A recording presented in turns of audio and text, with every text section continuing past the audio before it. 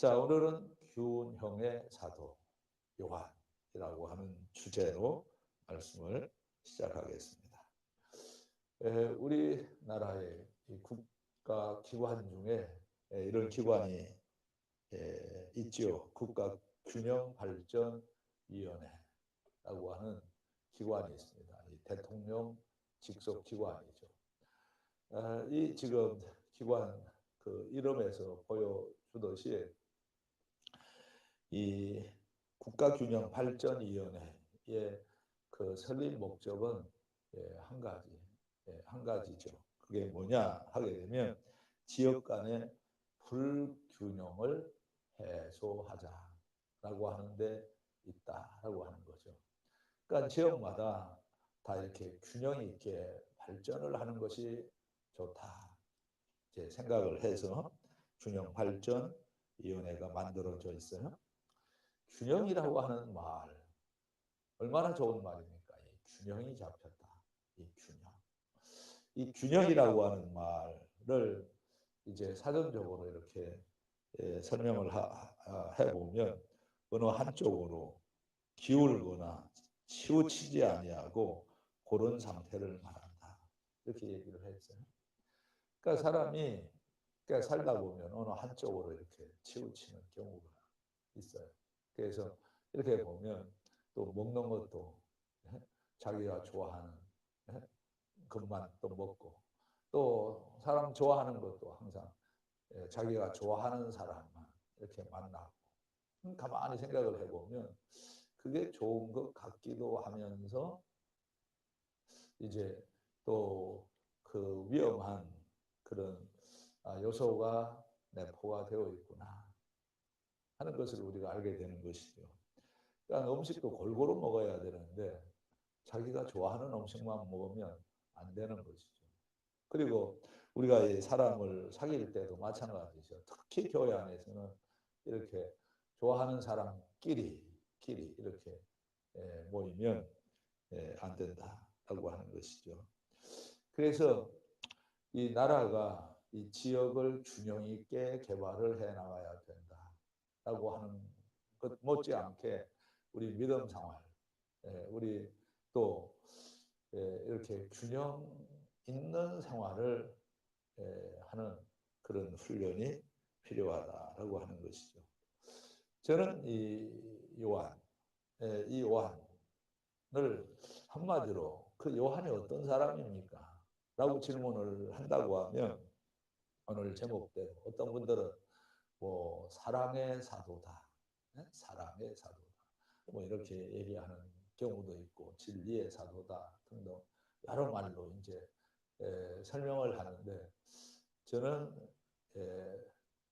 이제 그 요한이 어떤 사람이냐라고 이렇게 질문을 한다고 하면 저는 이렇게 말을 하고 싶은 거죠. 뭐냐면 이 요한은 균형이 잡혀 있었던 사도다.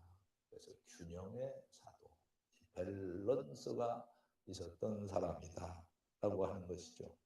근데 본래 이 요한은 균형 감각이 없었던 사람이에요. 치우쳐 있었던 사람이죠. 그래서 가만히 보면 이 요한은 진리에 치우쳐 있고 야망에 치우쳐 있고 그리고 또 영광에 치우쳐 있었던 그런 사람이다라고 하는 것이죠. 그래서 사실 이 요한과 같은 캐릭터를 가진 사람이 굉장히 그 위험한 사람이죠. 위험한 사람이에요. 왜냐하면 한쪽으로 이렇게 치우쳐 있기 때문에 항상 사건이나 상황이나 사태를 극단으로 몰고 갈 수 있는 그래서 분리주의자가 될 수 있는 그런 성격의 소유자이다라고 하는 것이죠. 그래서 우리가 이제 그 한쪽으로 이렇게 치우쳤다라고 하는 거 이게 큰 문제죠. 사실 뭐 얼마 전에 미국도 대통령 선거를 했지만은 그 대통령 선거 이렇게 쭉 보면은 아, 이제 양 진영이 이렇게 나누어져 있잖아요. 근데 거의 이제 문제가 뭐냐 하게 되면 한쪽이 많고 한쪽이 적고 그래도 문제가 되겠지만은 그런 경우에는 좀 덜한데 이게 뭐냐면 거의 비슷하게 이렇게 나누어져 있잖아요. 공화당과 민주당 이렇게 나누어져 있죠. 한쪽은 보수, 또 한쪽은 진보 이렇게 나누어져 있어요. 근데 우리나라도 점점 이게 이제 골이 깊어져 가고 있잖아요. 그래서 이게 보면 보수가 좋은 것도 있고 진보가 좋은 것도 있고 이제 하지만은 이게 문제가 뭐냐 하게 되면 극단적인 보수, 극단적인 진보가 되는데 이게 문제가 있다라고 하는 것이죠. 그래서 우리가 이 극단주의로 치닫고 있는 이 사회 문제 역시 우리 교회가 또 기도해야 될 큰 숙제다 이렇게 생각을 하는 거예요. 근데 이 가만히 개개인들의 이 성향을 놓고 이제 이렇게 보면 이렇게 균형 감각이 없고 이렇게 치우쳐 있는 사람들이 있다는 거죠. 바로 오늘 이 말씀의 주인공인 이 요한이라고 하는 사람도 치우쳐 있었던 거예요. 그런데 어느 순간부터 이 치우쳐 있었던 사람이 치유가 되었다. 누구를 통해서 치유가 되었느냐 하게 되면 이 제자 훈련을 통해서 예수님하고 가까이 이제 생활을 하면서 특히 오늘 우리가 읽은 이 말씀에도 보면 그 사도 요한이 이렇게 설명을 하자. 자, 예수님이 그 사랑 하셨던 사람이다. 이렇게 얘기를 하고 그리고 또 여기 또 우리가 오늘 그 읽은 이 말씀 특히 그 22절 또 23절 보면 예수의 제자 중 하나 곧 그가 사랑하시는 자라고 얘기를 했고 또 그 다음에 보면 예수의 품에 의지하여 누워 있었다라는 표현을 했잖아요. 이런 교제를 통해서 이 요한이 치유가 되었다라고 하는 거예요.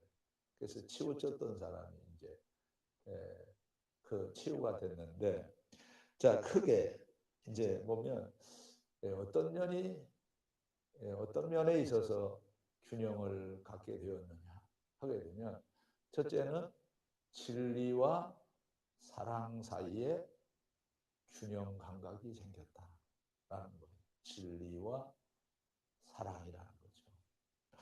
우리가 이 진리라고 할 때 이 진리는 율법을 얘기를 하고요. 사랑이라고 할 때 이 사랑은 복음을 얘기를 하겠죠. 복음. 그러니까 어떻게 보면 진리는 엄격하고 그러니까 공의만을 강조를 하는 것이. 물론 교회가 공의가 살아있어야 되는 거예요. 그래서 항상 이런 사람들은 어떤 사람이냐 하면 법대로 합시다. 법대로 하자. 굉장히 이제 좋은 것 같지만 법을 세우다 보면 법대로 해가지고 이제 살아남을 사람이 과연 얼마나 있겠어요. 우리가 다 법대로 해가지고 구원을 받는다 하게 되면 우리가 구원받을 사람이 없는 거죠. 그래서 우리가 늘 즐겨 부르는 찬송 중에 저는 그 한 토막이 크게 부를 때마다 은혜가 되는데 그게 하늘 가는 밝은 길이 내 앞에 있습니다. 하늘 가는 밝은 길이 내 앞에 있으면 뭐 하겠어? 내가 갈 수가 없다고. 그런데 그 가사 중에 이런 대목이 나오잖아요. 나는 부족하여도 영접하실 터이니 저는 이 가사에 큰 은혜가 되는데 여러분들은 안 그러신가 봐요. 자신 있는가 봐요. 우리가 이 법대로 하는 것도 물론 중요하지만 법대로 하는 것보다 더 중요한 것이 사랑으로 하는 것이다. 자, 그런데 본래는 이 요한이 아주 이 법을 따지던 사람, 이 진리를 강조하던 사람, 율법을 좋아하던 사람. 여러분 우리가 다 잘 아시지만은 이 그 사도 요한은 본래 처음부터 예수님의 제자가 된 것이 아니에요. 세례 요한의 제자였잖아요. 근데 세례 요한을 그러면 왜 쫓아다녔느냐 하게 되면 세례 요한이 진리를 외치고 있기 때문에 쫓아다니는 거예요. 그런데 요한복음 3장 30절에 가서 보면 뭐라고 얘기하냐면 그는 흥하여야 하겠고 나는 쇠하여야 하리라 하니라. 그랬어요. 이거 지금 우리는 이해관계가 없기 때문에 지금 이 말씀을 읽을 때 아무런 생각을 안 하고 지금 읽었네요. 근데 그 말씀에 충격을 받은 사람이 있어요. 이 충격을 받은 사람이 누구냐 하게 되면 사도 요한. 다시 한번 이 말씀 보세요. 그는 흥하여야 하겠고 나는 쇠하여야 하리라 하니라. 자, 이 말씀은 요한복음에 나오는 말씀. 요한복음은 이제 요한이 썼다고 얘기를 하잖아요. 사도 요한이죠. 근데 이 요한이 자기 이야기 하는 게 아니고 이 이야기를 한 사람은 누구냐? 세례 요한. 그 세례 요한이 자기의 그 선생님, 스승이라는 거예요. 그런데 이 세례 요한이 지금 갑자기 뭐라고 얘기하냐면 그는 흥하여야 되고 나는 망해야 된다. 이게 자 여러분 생각을 해보세요. 여기에 진리가 있다고 생각을 해서 저분에게 진리가 있다고 생각을 해서 쫓았는데 아니 그분이 갑자기 나는 아무것도 아니었어 이렇게 나간 거잖아. 그게 얼마나 황당했고 충격을 받았겠습니까? 그러니까 이야기는 뭐냐면 세례 요한이 이렇게 얘기를 한 거예요. 나는 메시아가 아니고 메시아는 따로 계신다. 내 뒤에 오시는 분이 바로 메시아다. 나는 물로 세례를 주었지만은 진짜 메시아는 물로 세례를 주는 게 아니고 성령으로 세례를 주시는 분이시다. 그러니까 제가 이렇게 그때 이 사도 요한의 그 심리를 제가 이렇게 추측을 해가지고 이제 생각을 해봤어요. 아마도 이런 생각을 했을 것 같아요. 굉장히 이제 충격을 받았겠죠. 이거 어떻게 했으면 좋겠나? 어떻게 했으면 좋겠나? 그랬는데 이제 중요한 게 뭐냐 하면 이 세례 요한이 가만히 이야기하는 이야기를 보니까 진짜 메시아는 따로 있거든요. 그래서 이 사도 요한이 이제 예수님의 제자가 되겠다는 그런 결심을 갖게 된 거죠. 자, 그러면 자, 지금까지는 세례 요한의 제자였는데 이제 예수님의 부르심을 통해서 특히 이제 내가 예수님의 제자가 되겠다 결심을 한 거예요.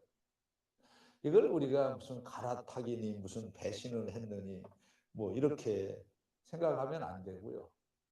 그러니까 저는 이 사도 요한이 아주 현명한 사람이라고 생각을 합니다.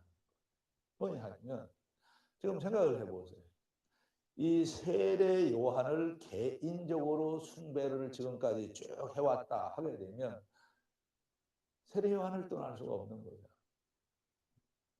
그러니까 지금까지 세례 요한을 개인적으로 메시아로 숭배하는 그런 자리까지 나아갔었다고 하게 되면 세례 요한이 무슨 얘기를 하든지 간에 떠나지 않는 거죠. 그래서 떠난 거예요. 예수님의 제자가 됐거든요.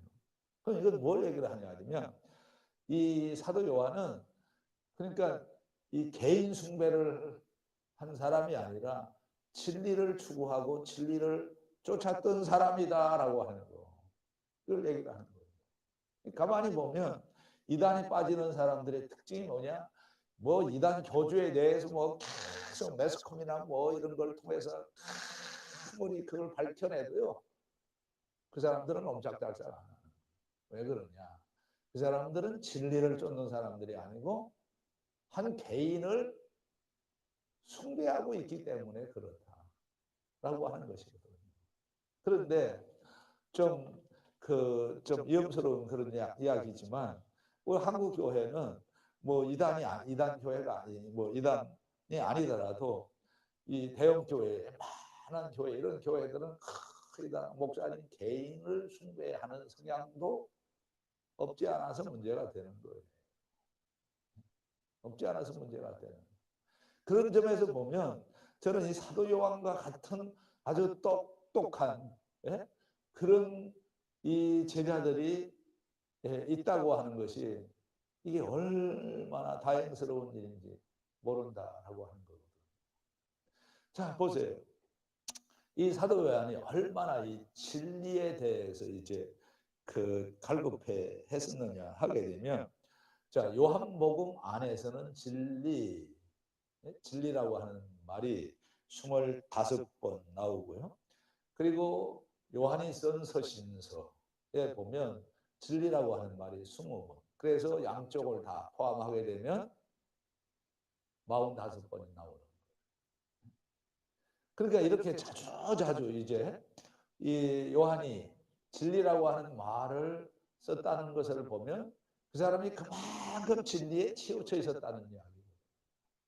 자, 예를 들면 이런 이야기인데 요한 3서 1장 4절에 보면 내가 내 자녀들이 진리 안에서 행한다함을 듣는 것보다 더 기쁜 일이 없도다.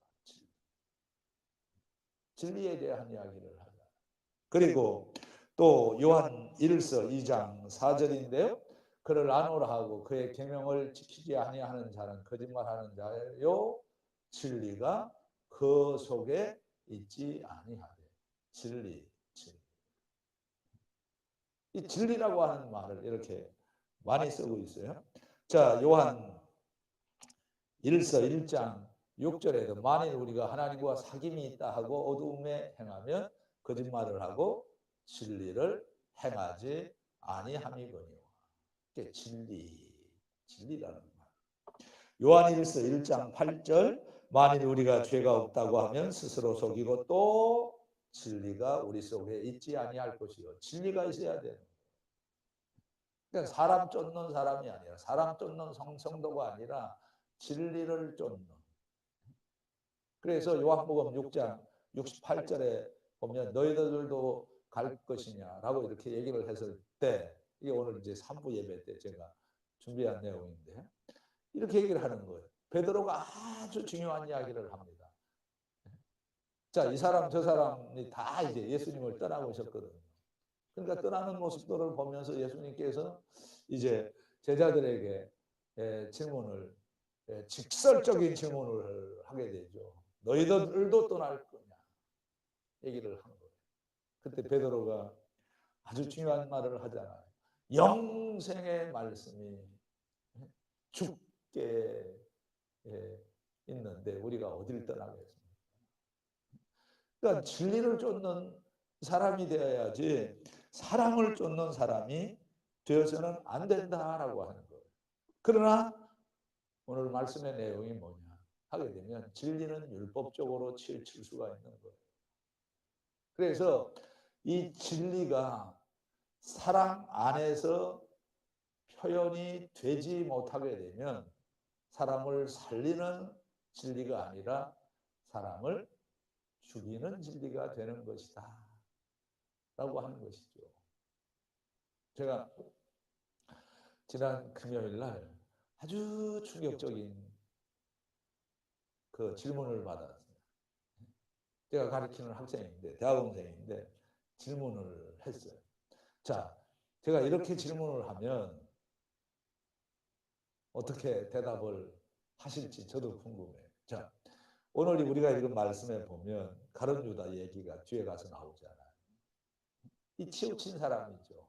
그 사람은 뭐 이렇게 고상한 데 치우쳐 있었던 사람이 아니고 돈에 치우쳐 있었던 사람이잖아요. 명예, 권력에 치우쳐 있었던 사람이잖아요. 자, 그런데 빨리 질문에 대답을 해보세요. 가룟 유다가 천국에 갔을 것 같습니까? 못 갔을 것 같습니까? 정신이 번쩍 드는 질문이죠. 가룟 유다가 천국에 갔겠어요? 못 갔겠어요?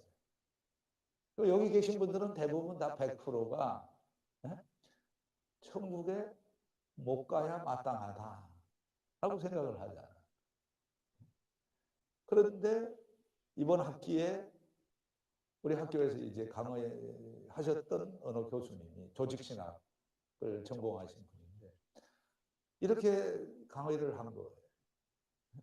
가룟 유다가 천국 못 간 줄로 생각하지 마라. 가룟 유다가 천국 갔다. 그 강의를 들은 거예요. 그분이 저한테 질문을 한 거예요. 목사님, 우리 장로교가 이런 교단이고 이런 교리라고 하면 저는 딴 교단으로 가고 싶어요. 이렇게 얘기를 하더라고요. 이렇게 얘기를 합니다. 제가 가만히 생각을 해보면 문제는 어디에서 문제가 생겼느냐? 가르치는 사람도 받는 사람도 균형이 없는 거예요. 생각을 해보세요. 우리가 데살로니가 전서 1장 4절에 가서 보면 사도 바울이 사실 데살로니가 교회가 얼마나 좋은 교회입니까? 좋다는 기준이 뭐냐 하면 믿음의 역사, 사랑의 수고, 소망의 인내, 이 세 가지. 이게 데살로니가 교회의 얼굴이었잖아요. 믿음이 있어요. 근데 그냥 믿음이 아니고 역사하는 믿음이에요. 이 믿음의 역사라는 말은 믿음 가진 사람은 다 일을 한다는 거예요. 역사. 그리고 사랑의 수고. 보통 사랑하는 게 아니에요. 그래서 사도 바울이 이렇게 얘기를 하잖아요. 데살로니가 쓰면서 뭐라고 얘기하냐면 너희들한테는 이 사랑에 대해서는 내가 할 말이 없다. 왜? 너무 잘 알아. 사랑에 대해서는 할 말이 없다. 그리고 또 한 가지는 자, 이 소망에 있네. 우리가 사실 그렇잖아요. 뭐 한 번 예배 드리면서 은혜를 받았다고 해서 그 한 번 받은 은혜 가지고 우리가 천국 갈 때까지 계속 유효한 게 아니다.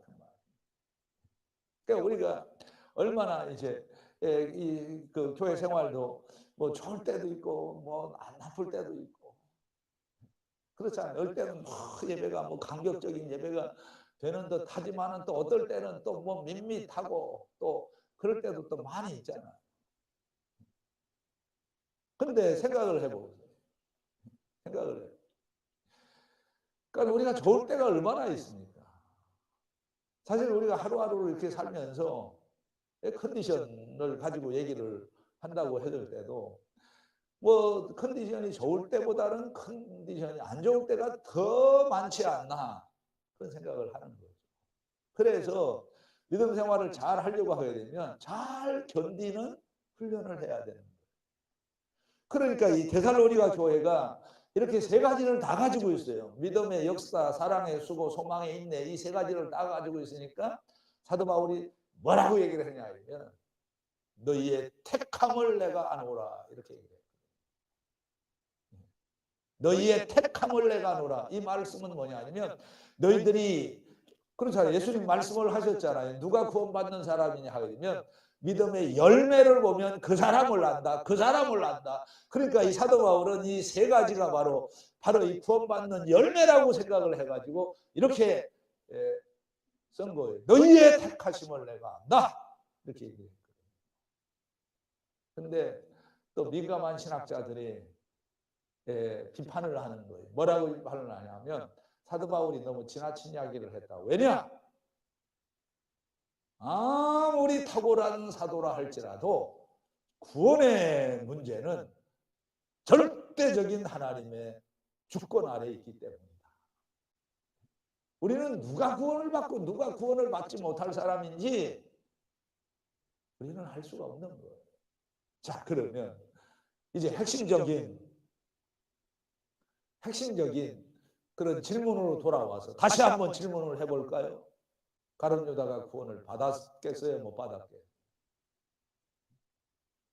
그러니까 예수님이 하신 이 말씀이 참 때로는 아주 적절한 표현을 하셨다라고 생각을 해요.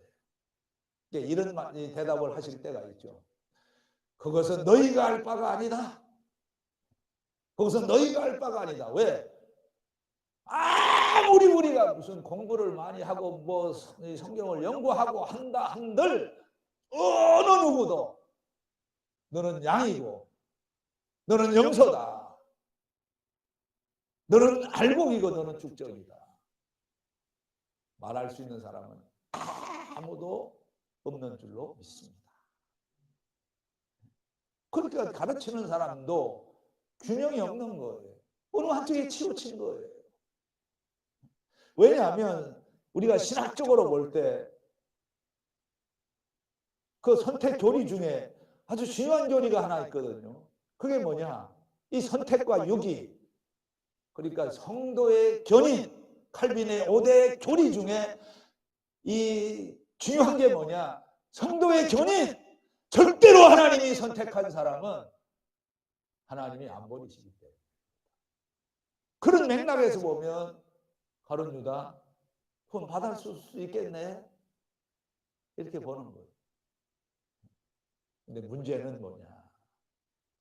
문제는 이 사울 왕이 이제 불순종을 하는 모습을 하나님께서 보시고 뭐라고 말씀을 하셨어요? 내가 제 이 사울을 왕으로 세운 걸 후회한다 그랬잖아. 그건 우리 개념에서의 후회라는 거예요. 그래서 성경을 함부로 해석하게 되면 모든 게 다 망가지는 거예요. 그건 우리를 이해시키기 위해서 후회라고 하는 그런 표현을 쓴 것이지, 원어를 놓고 보면 후회라고 하는 말로 번역되면 안 되는 성경이다 그 말이에요. 왜? 하나님은 후회하시는 분이 아니시기 때문에 그렇다. 그 하나님이 후회를 하셨다라고 하게 되면 하나님이 선택하시고 하나님 하시는 일들이 때로는 잘못되는 경우가 있구나, 이렇게 될 수가 있는 거잖아요. 후회가 우리가 이해하는 개념에서의 후회가 결코 아니다 하는 거예요. 그래서 우리가 히브리서에서 가서 보면 그렇잖아요. 성령을 잠깐 맛보고 떠난 사람들이 있다 하는 말씀도 있는 거예요. 그러니까 우리가 어느 한 성경 한 구절을 우리가 해석을 할 때도 이렇게 균형 있게 성경을 해석을 해야지 한 절만 딱 놓고 보면 안 되는 거죠. 우리가 전도서 7장에 가서 보면 무슨 말씀이 또 나오는지 아세요? 의인이 되지 말라. 지나치게 의인이 되지 말라. 아니, 의롭게 살라고 하는 게 성경의 가르침인데, 아니 왜 여기에서는 지나치게 의인이 되지 말라 라고 얘기를 해서 단어 가지고는 해석이 안 되는 성경이 너무 많은 거예요. 저는 이렇게 생각을 합니다. 그래서 믿음 생활에는 균형이 필요한데, 그래서 야고보가 한 이야기가 뭡니까? 이게 균형인 거예요. 공평한 게 균형이 아니라 어떨 때는 어떻게 해야 되고 어떨 때는 어떻게 해야, 그걸 아는 게 균형이라는 거죠. 그래서 말하는 것과 듣는 것 몇 대 몇입니까? 3대 1이라는 거예요. 3대 1. 듣기는 속기하고 말하기는 더디하라. 이게 다 그렇게 함으로써 균형 있는 믿음 생활이 되기 때문이다라는 것이거든요. 자, 그러면 우리에게 중요한 것이 뭐냐? 믿음 성장이죠.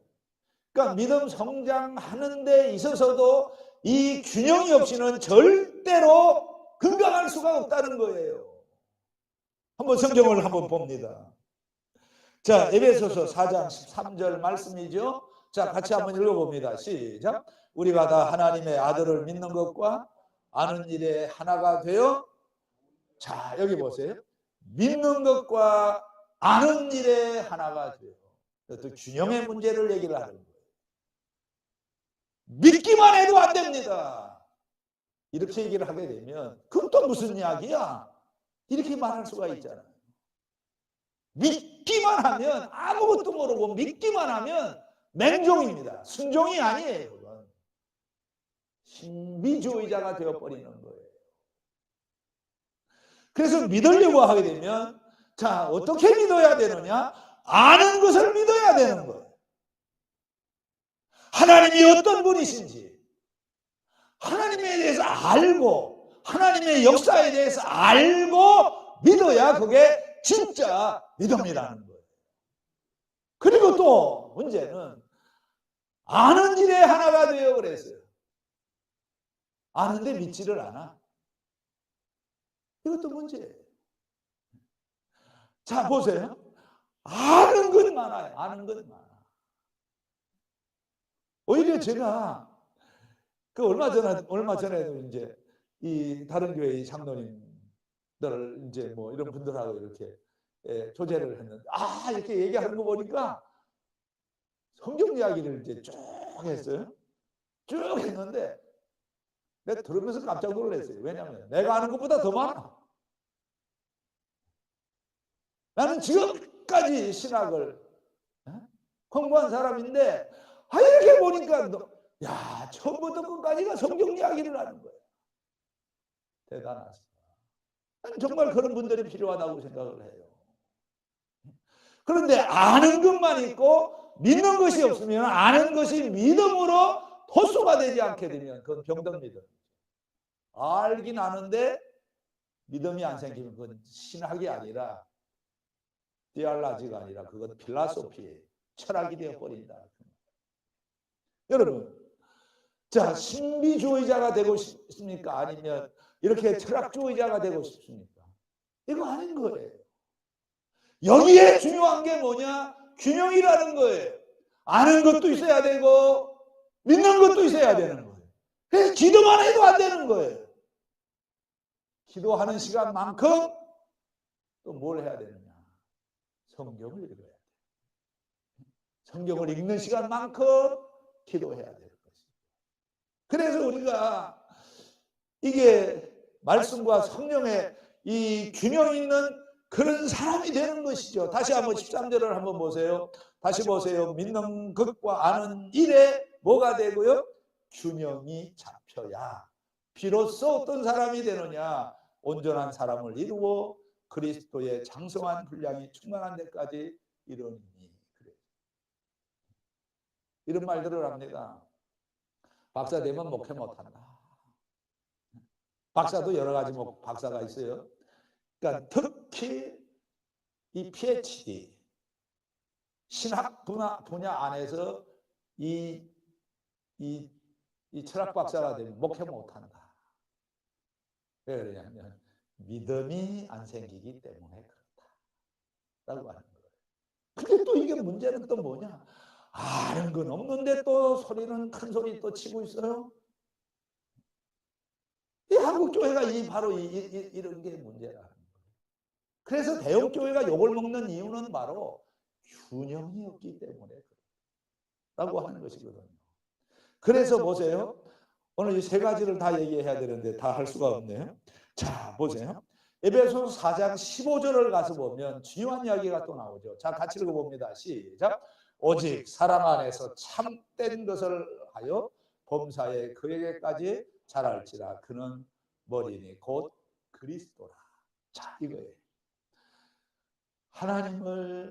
하나님은 진리의 원천이십니다. 시작. 하나님은 진리의 원천이십니다.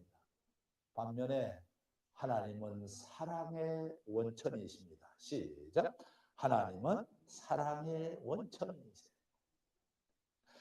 진리를 사랑의 그릇에 담아서 주어야 탈이 안 나는 것이지 진리만을 주게 되면 다 자빠질 수밖에 없어요.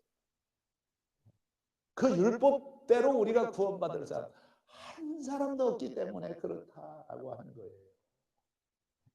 그래서 이 사도 요한이 어떻게 바뀌었느냐, 제자 훈련을 통해서 어떻게 무엇이 바뀌었느냐, 한 단어로 말하면 밸런싱이 생긴 거예요. 균형이 생긴 거예요.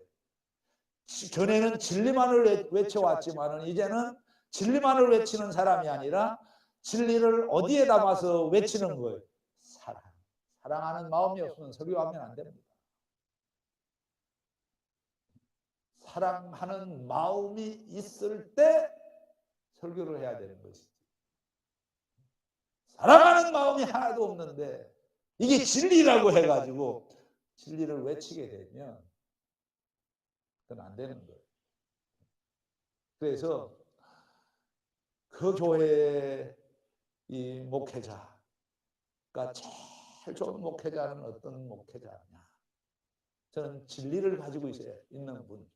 그런데 진리 못지않게 뭘 가지고 있어야 돼? 교인들을 사랑하는 사랑의 마음이 있어야 되는 줄로 믿습니다. 바로 예수님 따라다니면서 사도 요한이 배운 게 바로 이거예요. 예수님은 진리의 원천이심과 동시에 사랑의 원천이심. 그래서 그걸 배우고 말이 달라지기 시작을 하거든요. 말이 달라지기 시작을 하는 거예요.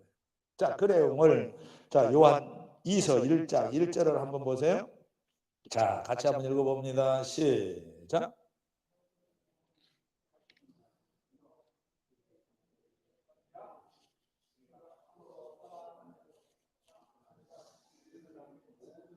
자, 이제 장로인 나는 택하심을 받은 분이와 그의 자녀들에게 편지하니 내가 참으로 사랑하는 자요. 나뿐 아니라. 그 다음 다 같이 시작. 까지 하는데 진리만 이야기를 했던 사람이 이제는 무슨 말을 또 하기 시작을 해? 그래서 이 사도 요한이 쓴 성경 책에는 진리라는 말이 45번, 그리고 사랑이라는 말은 80번, 배 이상으로 사랑을 말하기 시작을 한 것이죠. 오늘은 여기까지. 그래서 결론은 항상 우리는 뭘 하든지 간에 어떤 사람이 되는 게 최고라고요? 균형을 잡아가는 사람. 균형. 아는 것만큼 믿어야 되고 믿는 것만큼 알아야 되는. 그래서 진리와 사랑 사이에 균형이 있는 그런 믿음 생활이 될 수 있기를 주의 이름으로 축복합니다.